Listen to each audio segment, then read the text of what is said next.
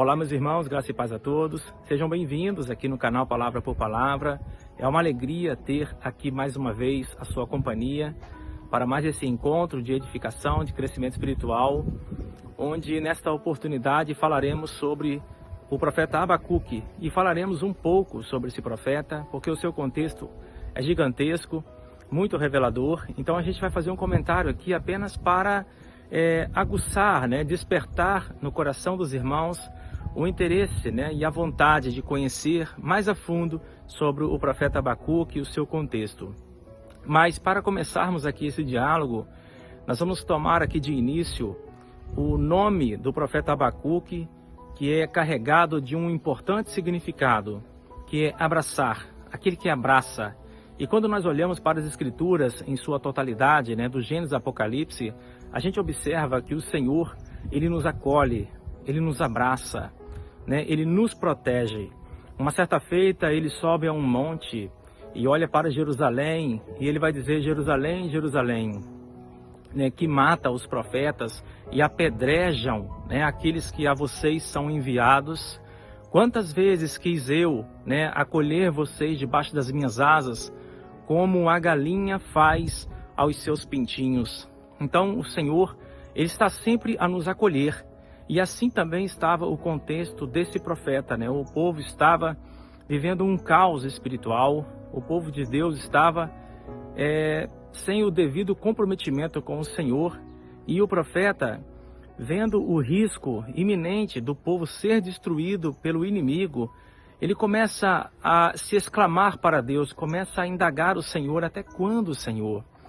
Até quando eu vou clamar? Até quando eu vou gritar? Então você pode observar esse contexto no primeiro capítulo. Então o início desse profeta, do seu ministério, é exatamente se queixando: até quando, até quando? Muitas vezes na nossa vida nós também nos deparamos dessa forma. Talvez você esteja exatamente com esse diálogo, com essa indagação: Senhor, até quando eu vou clamar? Até quando eu vou orar? E as coisas não vão acontecer, A destruição está prestes a acontecer. E onde está a tua intervenção? Onde é que está, Senhor, o teu mover? Onde é que está, Senhor? Até quando vai ficar guardando silêncio? E assim, na nossa vida, temos essa sensação de que o Senhor está apenas observando. E isso passou também na mente, na vida do profeta Abacuque.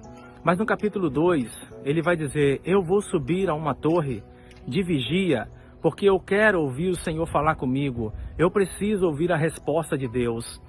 E quando ele sobe, olha que lindo, irmãos. Eu sei que você pode estar pensando aí: eu preciso descer para o Senhor falar comigo.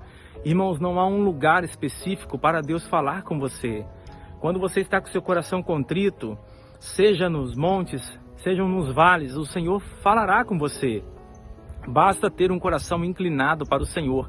Então ele propôs no coração o desejo de ouvir Deus falar, que é muito importante para a nossa vida, para a nossa caminhada. Quando nós não estamos vendo as coisas acontecerem, nós precisamos buscar em Deus para entendermos aquilo que está acontecendo ao nosso redor, na nossa vida, na nossa caminhada. E Deus sempre tem o que dizer para nós, irmãos. O Senhor guarda silêncio, Ele guarda, mas Ele também fala conosco. Ele tem prazer em falar conosco quando nós nos dispomos para isso. Então, ir para o vale, o Senhor fala com você. Você ir para o monte, Deus também fala com você. Mas o profeta, ele sobe à torre de vigia, porque o profeta precisa dar o alarde, ele precisa anunciar, ele precisa falar do perigo iminente que está para acontecer, precisa anunciar, falar do juízo de Deus. E nós também somos como Abacuque, precisamos subir em torre de vigia e anunciar, tocar trombetas, de que o juízo de Deus virá sobre todo o mundo. Então Deus vai falar com ele e vai dizer: olha, escreve essa visão em tábuas, mas escreve bem grande, bem visível, para que até aqueles que passarem correndo por você consiga ler essa visão. Irmãos, como é que a gente consegue entender isso? Primeiro, a gente precisa ir lá na lei, quando o Senhor entrega, escreve com o seu próprio dedo nas tábuas de pedra.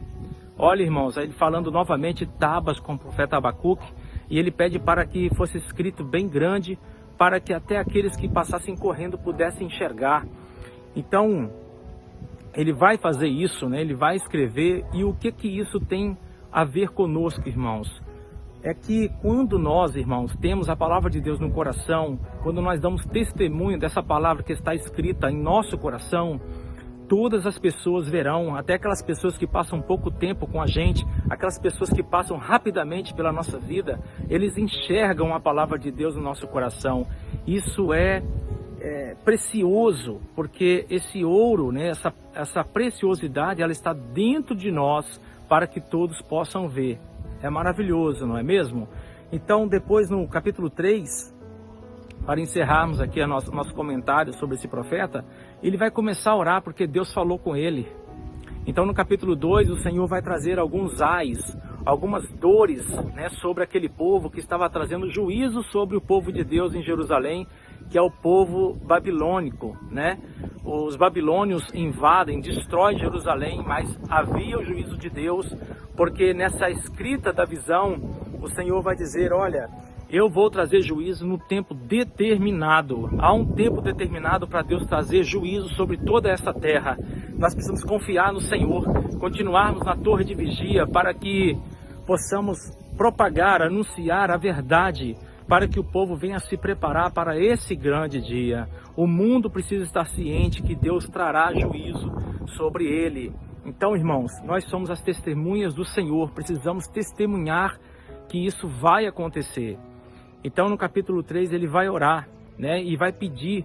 Primeiro ele vai dizer, eu ouvi a sua voz e eu tremi. Ele tremeu e ele vai orar dizendo, Senhor, aviva a tua obra no decorrer dos anos, no passar dos tempos. Senhor, aviva a tua obra. Então nós precisamos, irmãos, estar com o nosso coração avivado, né, revestido, né, de toda a armadura de Deus para que possamos resistir o tempo mau, né, os dias maus. Amém, irmãos? Que Deus te abençoe em Cristo Jesus. Fiquem todos na paz e até o nosso próximo encontro, se Deus quiser.